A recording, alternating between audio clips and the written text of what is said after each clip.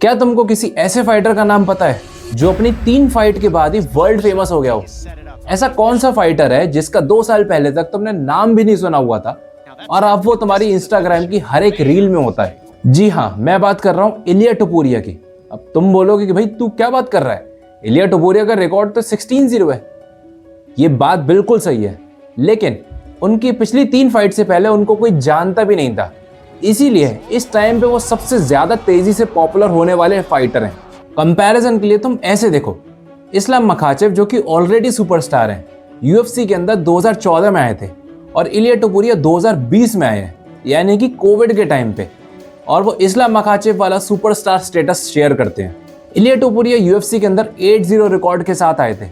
In fact अपने पहले match में तो उन्होंने इतनी अच्छी परफॉर्मेंस दी भी नहीं थी, बहुत मार खाई थी और जैसे तैसे जजेस ने पॉइंट्स के जरिए उनको जिताया था।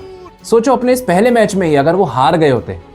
लेकिन इस फीकी परफॉर्मेंस के बाद जो उन्होंने मैच जीतना चालू किया, ये बिल्कुल ऐसा था कि अंधेरे में से एक दमदार फाइटर उभर के आने वाला था।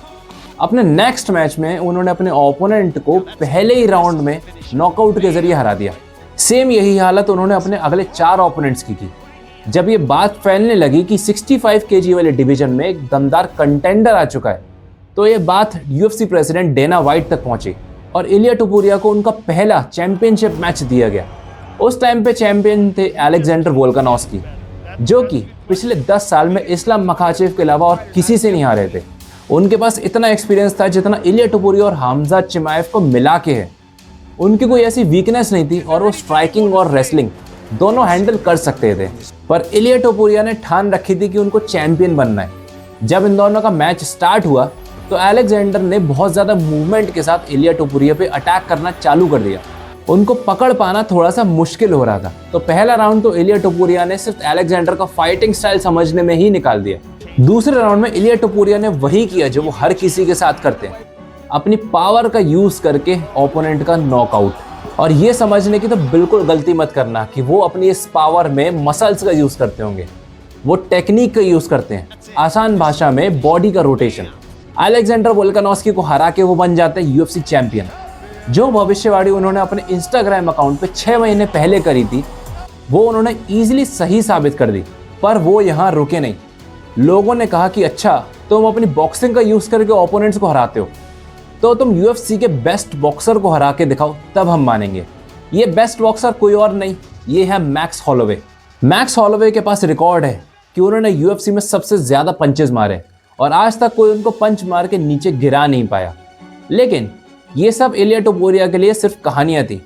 जब ये दोनों आपस में टकराए तो इलिया टोपुरिया ने सारे रिकॉर्ड तोड़ दिए और वो कर दिखाया जो आज तक किसी ने नहीं किया था, मैक्स हॉलोवे का नॉकआउट। इस जगह, बिल्कुल इसी जगह, पूरी एमएमए की दुनिया को एहसास हो चुका था कि इलिया टोपुरिया कोई नॉर्मल चैंपियन नहीं है, वो इन बाकी चैंपियन से कई लेवल ऊपर हैं। ये एहसास खुद इलिया टोपुरिया को हो गया, इसीलिए उन्होंने 65 किलो वाले डिवीजन की बेल्ट त्याग दी और निकल पड़े 70 किलो वाले डिवीजन की तरफ। वो यहाँ पे आए तो थे इस्लाम मखाचेव से लड़ने, लेकिन उनका मैच सेट किया जाता है चार्ल्स ओलिवेरा के अगेंस्ट। चार्ल्स ओलिवेरा जिजित्सु के गॉड माने जाते हैं। उनके नाम पे यूएफसी के अंदर सबसे ज्यादा सबमिशन करने का रिकॉर्ड है। और सबसे बड़ी बात, जितने मैचेस इलिया टोपुरिया ने खेले हैं, उसके ट्रिपल मैचेस खेले हुए हैं चार्ल्स ओलिवेरा ने। किसी ने नहीं सोचा था कि 4 साल पहले आया हुआ बंदा चार्ल्स ओलिवेरा के संग रिंग शेयर करेगा। इलिया टोपुरिया ने इतने कम टाइम में जो नाम कमाया है, वो वाकई लाजवाब है। एलेक्स परेरा ने भी बहुत कम टाइम में बहुत ज्यादा नाम कमाया था, लेकिन उनकी वीकनेस सबको पता थी कि वो ग्रैपलिंग में कमजोर हैं, जिस वजह से वो हार गए। लेकिन इलिया टोपुरिया की कोई वीकनेस नहीं है दूर दूर तक। चार्ल्स ओलिवेरा वर्सेस इलिया टोपुरिया एक अल्टीमेट मैच है, जो कि ये डिसाइड करेगा कि इलिया टोपुरिया कॉनर मैकग्रेगर जितना नाम कमा पाएंगे कि नहीं। तुम्हें क्या लगता है, क्या इलिया टोपुरिया कॉनर मैकग्रेगर जैसा स्टेटस अचीव कर पाएंगे? क्या वो चार्ल्स ओलिवेरा को हरा पाएंगे? और तुम्हारे हिसाब से नेक्स्ट सुपरस्टार कौन निकल के आ सकता है? कमेंट्स में बताओ। वीडियो अच्छी लगी हो तो लाइक कर देना, चैनल पे नए हो तो सब्सक्राइब कर देना। See you in the next video.